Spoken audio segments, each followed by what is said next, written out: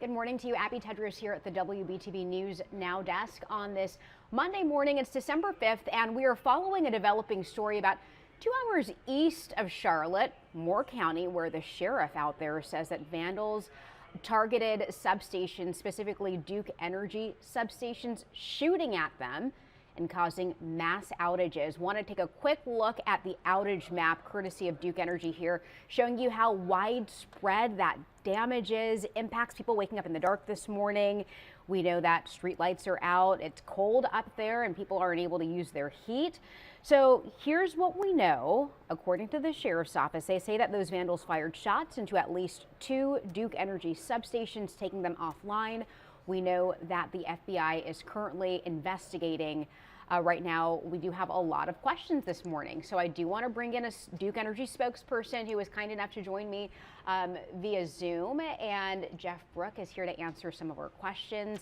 Certainly a lot of questions this morning on behalf of our news station and a lot of people who have been following along with this developing story since it first happened, Jeff. So I think the first question, the sheriff's office saying that this is a targeted attack. Do we have any further insight on this investigation and why exactly Duke Energy substations were targeted?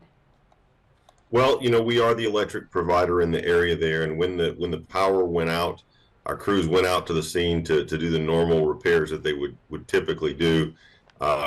When they arrived, they did see clear signs of an intentional impact there from an outside individual or party that vandalized the facility there, but damaged equipment in there with their actions, and that ultimately resulted in the power outage. We experienced the one outage shortly before 8 o'clock, and then another one shortly after that, and that resulted in really the system around that area leading to about 40 to 45,000 customers that were out in Moore County. Excuse me. This is just about every customer we have in the county, so it's been a very disruptive event. We certainly understand that it's cold and that people want to get their power back, and so we're focused on that community right now. That's our biggest job, and getting power back up and restored is our priority at this point. And we will get to that in a moment. I do want to ask you though. I know a lot of there was talk on social media and some questions about what exactly prompted this? Anything in particular that could have led people to shooting at a substation? Do you have any insight on that? Well, we're supporting the local sheriff's office, state and federal agencies in their investigation. We certainly would defer to them to speak about any leads that they have. But it's really important that we do assist in this investigation. Certainly, we want to understand what occurred here as well, and take learnings from that as we continue to increase and improve our security around all systems. One of our reporters this morning at one of your substations in Mecklenburg County, and she walked us through what some of that security looked like. We saw that chain link fencing, barbed wire around your equipment. And I know that during a news conference not too long ago, you even talked about multiple layers of security measures in place. So could you elaborate on that? What do those layers look like? Well, we take security very seriously on the electric grid, and we work to secure all of our critical infrastructure so that we can avoid outages and disruptions whenever possible. But also, when those disruptions do occur, that we have the ability to manage them and minimize impacts to other parts of our system. So, this event was pretty much confined to Moore County. Fortunately, we've not seen impacts in other counties around there. And, we do use multiple layers of security, and that's not just measures. Some of those are physical measures. We have, cyber protections as well, but we also have processes and staff. We have a dedicated security team and cybersecurity personnel, and so they work to monitor and protect the grid every day. We work with our peers. We work with other utilities, with federal agencies. All those partnerships go together along with the practical measures that we have at our stations and across our grid to add layers of security that can help us to protect the systems that we have that provide reliable service to customers, but also helps us to respond quickly when disruptions like these occur.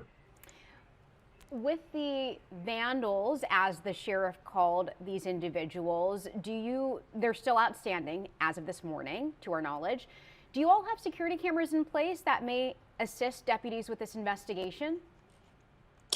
I can't really comment about specific measures or information that we have available because it is a pending investigation.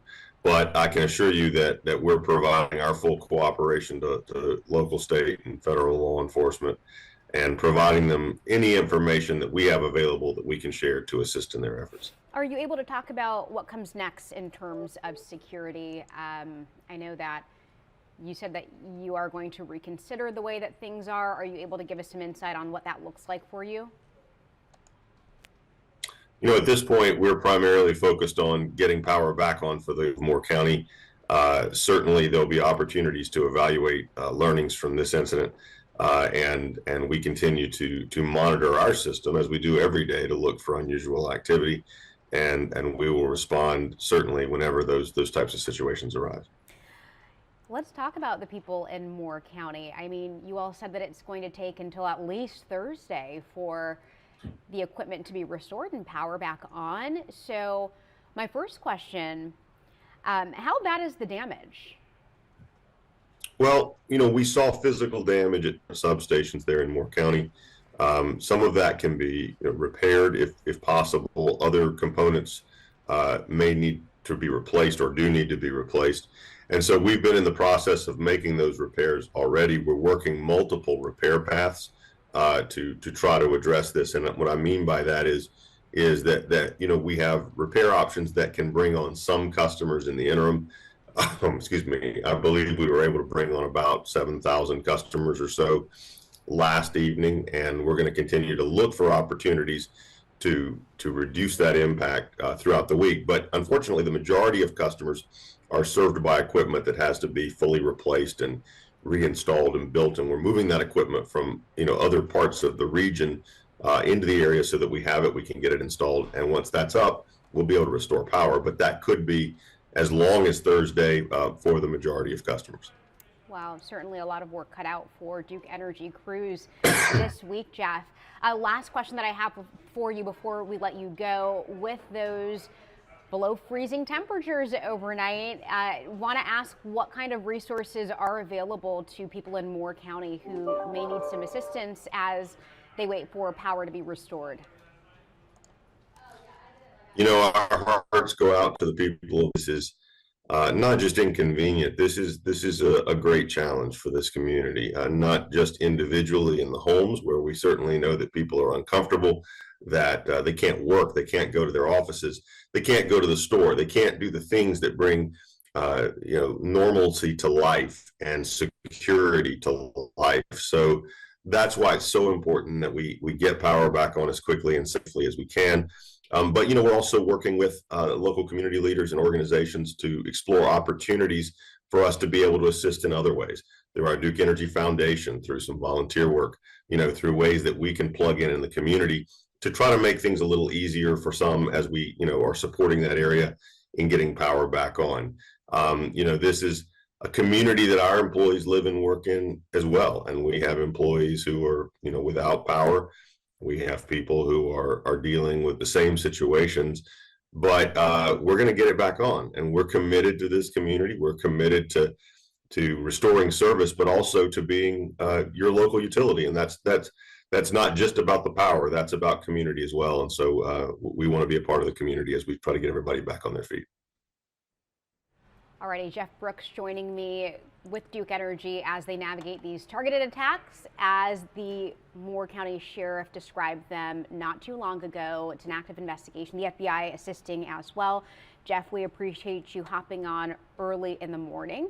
We, of course, continue to monitor the latest with this investigation, and we will continue to check in with Duke as far as what's going on out there. But a quick check of those outages in Moore County, you could see lots of people without power waking up in the dark this morning, more than 40,000 customers. So it is an active investigation, and we will keep you updated as we learn more. Right now, I will leave you with the shot of the uptown Charlotte skyline, and we'll get another check of your top headlines in just a moment.